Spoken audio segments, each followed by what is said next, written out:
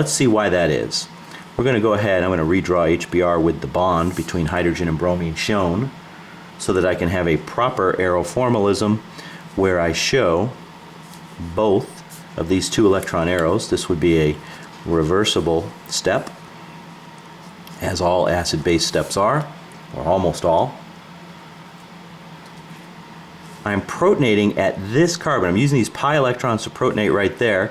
There's already one bond to hydrogen there. Well, now there's going to be two because I just added this one right here. I'm bold-facing the new bond.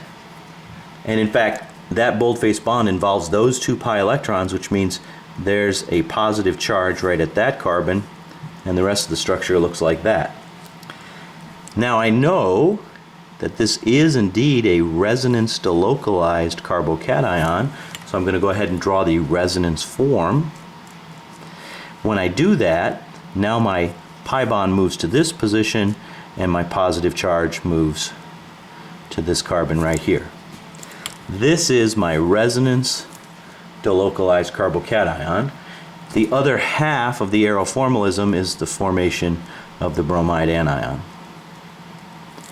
Okay, now, why is this the correct protonation sequence? It's because when you look at these two resonance forms, not only are there resonance forms, which means it's a resonance delocalized carbocation, but one of the resonance forms places the positive charge at a tertiary carbon. Now, if I had recognized that I needed to form a resonance delocalized carbocation, and I could get there by either protonating here, which I've done up there, or here, and I tried to protonate at this alternative position, let me go ahead and put a big X through it right away because it's going to turn out to be wrong. The aeroformalism would have looked like this.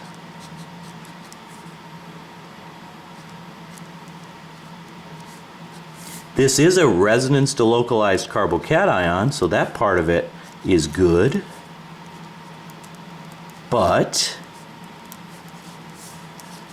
if you look carefully at these two resonance forms, they both have the positive charge at a secondary carbon.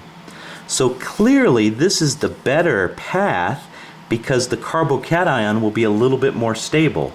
While they're both resonance delocalized, this one's a little bit more stable because some of the positive charge character resides at a tertiary. So this has kind of the best of both worlds. It's got some tertiary carbocation character and it's resonance delocalized. This one down here is only resonance delocalized, doesn't have any tertiary carbocation character. The way Markovnikov's rule works is you're not going to see both of these things happen. If one of the carbocations that can form is energetically favored over any other, it will absolutely dominate. So this part down here does not happen. And we can just cross it right off. The reaction proceeds as shown here. To finish off the reaction, our nucleophile could add either there, and I'll call that A, or there, and I'll call that B, to produce two products.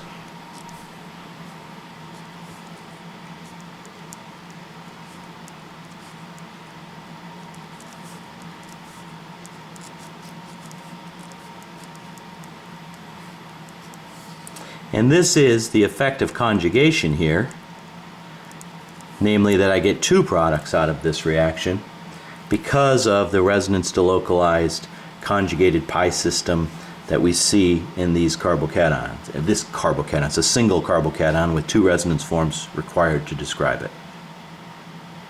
So these would be your products, and that's the explanation.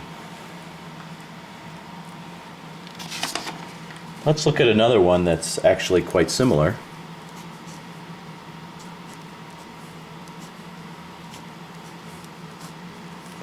Once again, we're going to perform a polar hydrobromination on a molecule that is a conjugated diene. And once again, we have to consider all the different ways we could protonate this. We could protonate at this carbon, this one, or this one. Only protonation at the terminal carbons will lead to resonance delocalized carbocations, and only one of them will have some of that charge localized at this carbon. And probably I didn't say that very well. Only one of the possibilities, only one of the possible pathways will lead to resonance delocalized carbocations in which this tertiary carbon bears part of the positive charge. And that will be the case when we protonate this pi bond and we form our new carbon-hydrogen bond right there.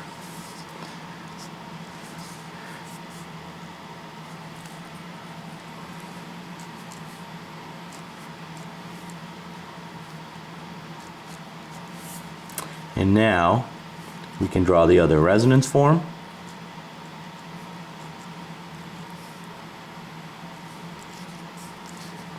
Here's our resonance delocalized carbocation. The positive charge is located at both a tertiary and a primary carbon. As long as I've got a tertiary carbon in there, I know that's going to be the best of the resonance delocalized carbocations. Had I protonated this pi bond out at this terminal carbon, I would have the positive charge shared between this secondary carbon and this secondary carbon. There's no resonance form which would place the positive charge here like we see in this case. The other half of the arrow formalism is formation of the bromide anion. That's this half right there. And once again, the bromide can attack both sites. We'll call that path A and path B, leading to two different products. This would be the product of path B.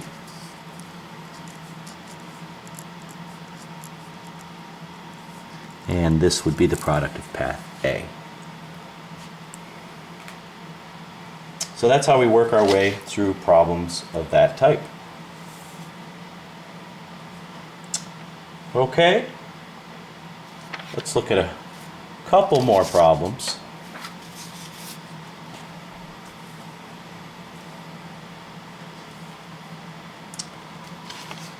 I think I'll go back to a Diels-Alder cycloaddition. We'll wind up with actually just one more problem, this one right here. This comes straight out of the homework. It's a very interesting problem. I've actually run this very reaction in my research group a couple of years ago.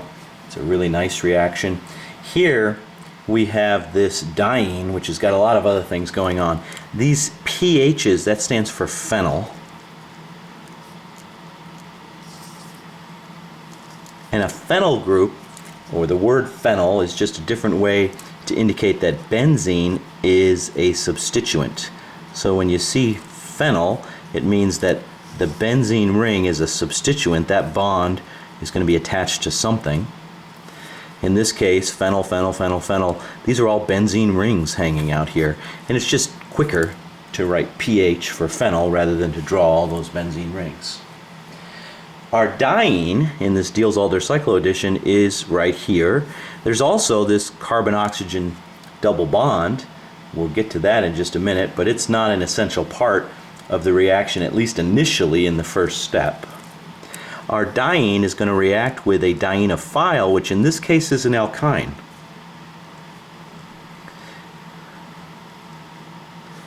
And this alkyne has got a couple of ester groups on it.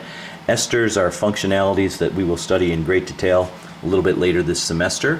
For now, don't worry too much about those functionalities. They're not going to do much of anything except come along for the ride. Here's my dienophile. Here's my diene. I'm going to go ahead and produce my new six-membered ring. Now you can see, because this is another example of a diene inside of a ring, we're going to make a bicyclic structure. And we just have to be careful about keeping track of all these phenyl groups here.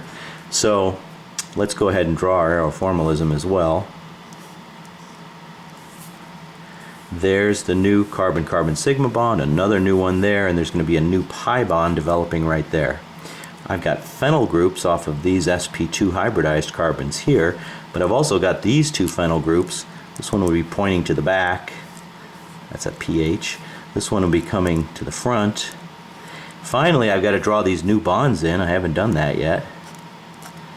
There's my new bonds. Now, because I started with an alkyne, you use one pi bond in the Diels-Alder cycloaddition, but that leaves one pi bond behind, so there's one pi bond still there. And then these ester groups are just coming along for the ride.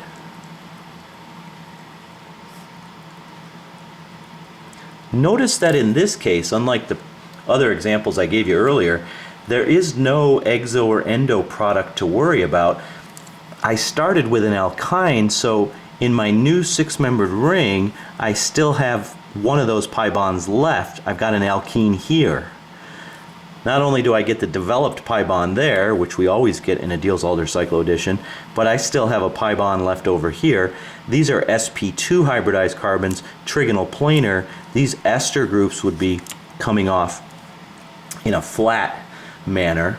There's no additional hydrogens or anything like that, so there's no exo or endo here. This is just one product.